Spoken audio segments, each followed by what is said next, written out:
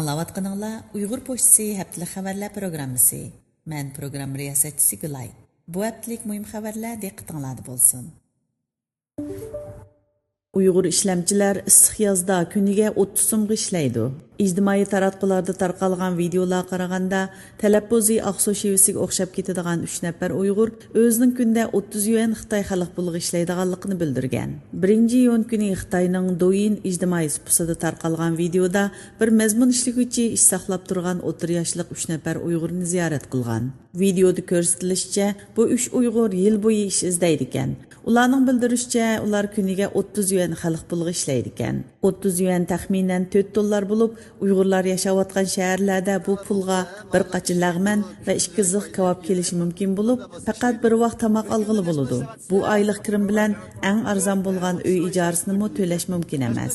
Tadqiqotchilar Xitoy hukumatining uzundan buyon yo'l qo'ygan siyosatlari natijasida yoshlarning majburiy emgak zavodlariga avatilganligini, cho'nglarning egchaqsiz qolganligini o'tir qo'ymoqda. Tadqiqotchi Adrian Zins o'tgan yili e'lon qilgan dokladda Xitoy hukumatining Uyg'urlarning zaminini tortib olganligi, Uyg'ur dehqonlari va yer egalarining yerini tortib olib, Xitoy ko'chmanlarga berganligi va natijada Uyg'ur yer egalarining Xitoylarga ishlamchi bo'lishga majbur bo'lganligini bayon qilgan. Adib pedagog Abdulla Talib tug'ilganligining 100 yillik ilmiy muhokama yig'ini Istanbulda ochildi. 2026 yil 6 oyning 6 kuni Istanbulda Abdulla Talib tug'ilganligining 100 yilligiga bag'ishlangan ilmiy muhokama yig'ini ochilgan bo'lib, yig'inga Amerika, Kanada, Yevropadagi bir qancha davlatdan va Turkiyadan bir qism yozuvchilar, tarixchilar, ustoz Abdulla Talibning oila tabobati va bir qism tashkilot rahbarlari taklif bilan qatnashdi. Tabrik va ichilish so'zida hammaylar o'xshamagan usulda ustoz Abdulla Talibni eslab o'tdi. Yig'inda avtorning asarlari ustidagi tadqiqot maqolalari o'qildi. Shundaqla bu asarlarning bugungi kundagi real qimmati yoritib berildi. Abdulla Talibning navrisi shoir Mustafa Xilil bu haqidagi aslimlarni eslab o'tdi.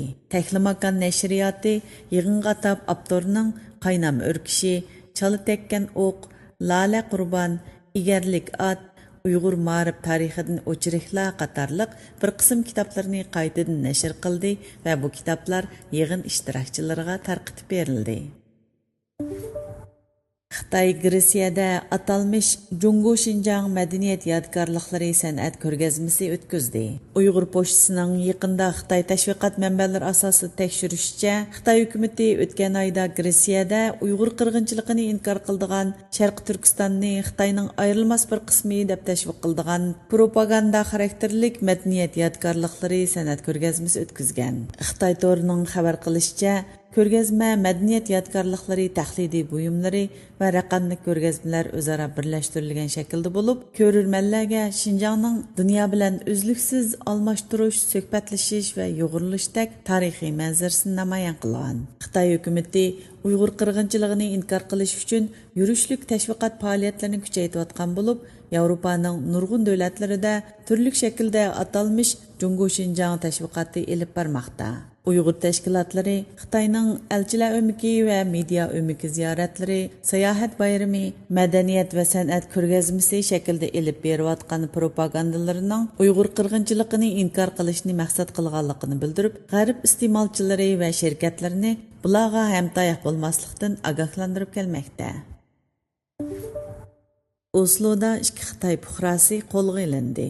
Norvegiya davlatlik radio televiziya stansiyasining 8-iyundagi xabariga asoslanganda, o'tgan hafta oxirida Norvegiya saqchilari Oslo markazidagi bir bog'chada 2 Xitoy fuqarosini qo'lga olgan. Saqchilarning bildirishicha, bu 2 kishi Norvegiyada qonunsiz ishlash va elektronlik aloqani qalaymiqonlashtirish yoki to'sishga ishlatiladigan radio uskunlardan qonunsiz foydalanish bilan ayblangan. Yaqindan buyon Xitoy fuqarolarining Norvegiyadagi jasuslik faoliyatlari orqa-orqadan oshkorlanayotgan bo'lib, o'tgan oyda 2 qitimliq jasuslik faoliyati fosh qilinib, munosabatli shaxslar tutqun qilingan edi. İstanbulda Sharqi Turkiston va Uyg'ur tarixiga doir ilmiy suhbat o'tkazildi. 7-iyun İstanbulda Sharqi Turkiston va Uyg'urlarning yaqinqi zamon tarixini cho'nqur tadqiq qilishni maqsad qilgan bir maydon ilmiy suhbat yig'ini o'tkazildi. Yığınның asosiy mehmini Uyg'ur tarixchi doktor Nabijan Tursun o'zining ko'p yillik tadqiqot natijalariga asosan ikki temada doklad berdi.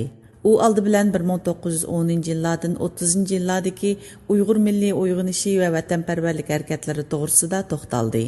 Arqadan Sharqiy Turkiston Islom Jumhuriyati va uning tarixiy merosi temasida leksiya so'zlab, o'tgan asrdagi siyosiy qurilishlarning bugungi kunga bo'lgan ta'sirini tarixiy faktlar bilan sharhladi. Әмді төвәндә Uyg'ur pochtasida o'tgan hafta e'lon qilingan obzor va maqolalarni qisqacha tanishtiramiz. Dаңлык yazg'uvchi Abdushukur Muhammad Qumturning O'zbekistonda xizmat ko'rsatgan xalq artisti Ra'no Qadirjon qizi nomli ziyorat xotirasi.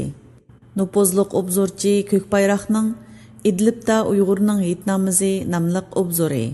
Gollandiya turishliq faoliyatchi Abdurahim G'ani Uyg'urning Qurboniyatlik faoliyat Uyg'ur kimligi va jamoat engining go'zal bir namoyandasi nomli maqolasi.